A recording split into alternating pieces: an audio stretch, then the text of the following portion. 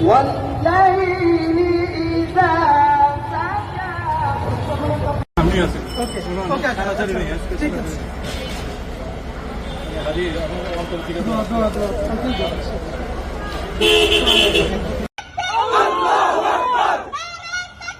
আল্লাহু আকবার জিন্দাবাদ জিন্দাবাদ বাংলাদেশ জিন্দাবাদ এখানে আমার হাত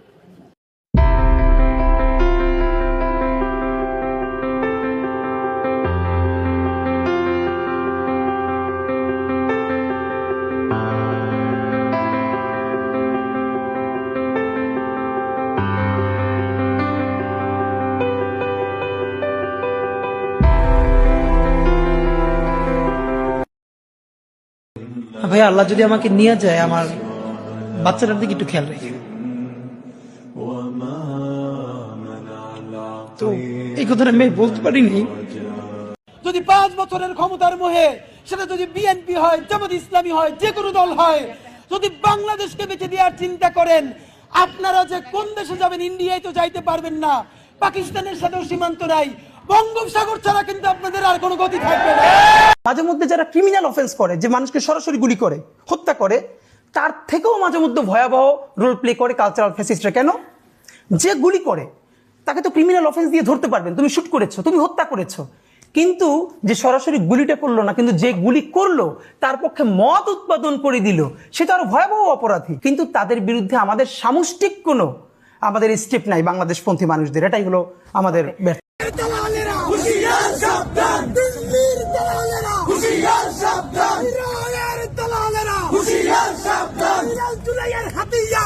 এবং আজকে বলি জাবের এখানে আছে আর জাবেরের নাম্বারটা কে যেন খুঁজে বের করে আমরা এখানে আসার আগে বিদেশ থেকে এক ভাই 20,000 টাকা আজকে পাঠিয়েছে যে সে চায় আমরা যেন প্রতিদিন ক্যাম্পেইনে বাতাসা বা অন্য কিছু আমাদের ভাইদেরকে খাওয়াই এবং আমার নাম্বার খুঁজে পাচ্ছিল না জাবেরের নাম্বার কিভাবে খুঁজে পেয়ে তাকে পাঠিয়েছে তো এইটা আমরা কেন বললাম এই 20,000 টাকা আমাদের কাছে 20 লক্ষ টাকার বেশি কারণ আমরা তাকে চিনি না যে রাজনীতি বা নির্বাচন করতে হলে অনেক টাকা দরকার সেই বিষয়টা যদি বলতেন আমরা তো টাকা ছাড়া করে এই যে লিফলেট এইটাও আমাদের শুভাকাঙ্ক্ষীরা বানিয়ে দিয়েছে আমাদেরকে শত শত মানুষ মেসেজ দিচ্ছে যে আমাদের লিফলেট বানিয়ে দিতে চায় আরো হেল্প করতে চায় আমরা কোনো ধরনের ফান্ডিং এর নাম্বার দিচ্ছি না এর মানে সততার সাথে যদি আমরা টিকে থাকতে পারি তাহলে ইনশাল্লাহ পয়সার অভাব হবে না প্রথমত গালির কথা যদি বলেন আমি খুব বোল্ডলি একটা গালি একবার দিছি যেদিন হাসনাতদেরকে গোপালগঞ্জে আটকাইয়া হাসনাত আমাকে ফোন করে বলতেছে পুরো অবরুদ্ধ হয়ে গেছে ওরা এবং ওদেরকে একদম খুবই বাজে অ্যাটেম্প নেওয়া হয়েছে ওদের বিরুদ্ধে যে এরকম করবে আপনি ভাবেন সেরকম অবস্থায় আমি হাসনাতের পলিটিক্স কিন্তু করি না আমি কিন্তু এনসিপি না সে বিষয় আসছে কিন্তু যে কোনো ব্যাপারেই একজন মানুষের সাথে যেরকম এরকম করা হবে তখন আমরা ট্রিগার তো হব তখন আমি বলেছি এবং একবার এটি আমার কোনো গ্লানি নেই কারণ হলো এই যে নতুন ভাষায়ন নতুন রাষ্ট্র আপনি যে বলতেছেন আপনার জেনারেশন নষ্ট হয়ে গেছে আপনি কি একবারও বলছেন আপনার বাচ্চাটার সামনে অন্যের বাচ্চা মাইরে ফেলা হইতেছে আপনার বাচ্চাটা সেই প্রতিবাদে গিয়ে দাঁড়ায় না এইটাই হলো আপনার বাচ্চা ধ্বংস হয়ে যাইতেছে আপনার বাচ্চা আপনি মানুষ করতে পারতেছেন না যে অন্যের বাচ্চা মরে যাচ্ছে সেজন্য সে দাঁড়াইতে পারতেছে না প্রতিবাদে এইটাকে আপনার ধ্বংস মনে হয় না আর সোসাইটিতে এবং আবার একটা বলি মানে প্রয়োজনীয় শব্দ বোমা আপনি বলছেন হ্যাঁ এবং আরেকটা ব্যাপার বলেন আরেকটা দেখেন হলে তাদের বাচ্চারা কি ইংলিশে শব্দগুলো বলতেছেন এইসব শব্দ বলে না ইংলিশ মিডিয়ামের বাচ্চারা বলে না সব বলে কিন্তু ইংলিশের স্ল্যাং গুলো স্ল্যাং মনে হয় না এটা গানটা ভুলে গেছে ছোটবেলায় গানটা অনেক শুনতাম যে বড় লোকের সবই রাইট হয় গরিব বললে রং কবি গুরুর প্রেমে পড়লে বাবা মা গর্বিত আর আমার প্রেমে পড়লে মেয়ে হয় সে নির্যাতিত মনে হয় গালিগুলো যদি ইংলিশ হয় তাহলে পশ এলিট সুন্দর এগুলো বাংলা হলে বস্তি তো এই জায়গাটা দিয়ে আমরা ভাঙতে চাই প্লিজ আপুর সাথে ইনশাআল্লাহ ইনশাআল্লাহ অনেক শুকরিয়া জি জি আসসালামু আলাইকুম ওকে ওকে ওকে কালকে তো ওকে আপনি আসেন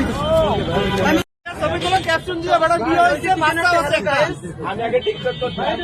আপনি কেমন টিকটক করতেছেন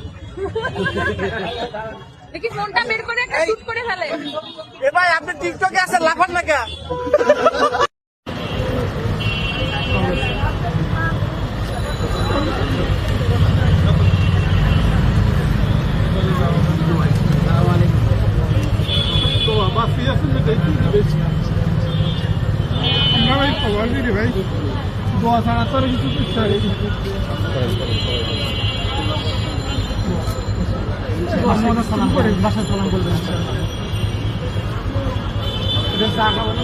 এই মাত্র খাইলাম না ইনশাল্লাহ আমার অফিসে এসে আমরা তো আজকে এখান থেকে শুরু করলাম এখন এই দিকটা আস্তে আস্তে ভিতরে যাবো ইনশাল্লাহ বাংলা ইনকিলাব কালচারাল সেন্টার লিখে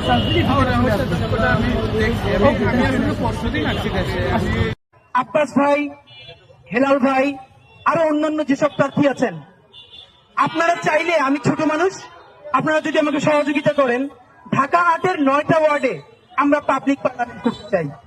আমরা সবাই প্রার্থীরা একসাথে দাঁড়িয়ে থাকবো, এরপরে জনতা এসে যে কোনো প্রশ্ন আমাদেরকে করবে, একই প্রশ্নের উত্তর আমরা সবাই মিলে দিব। এবং আমি আশা করি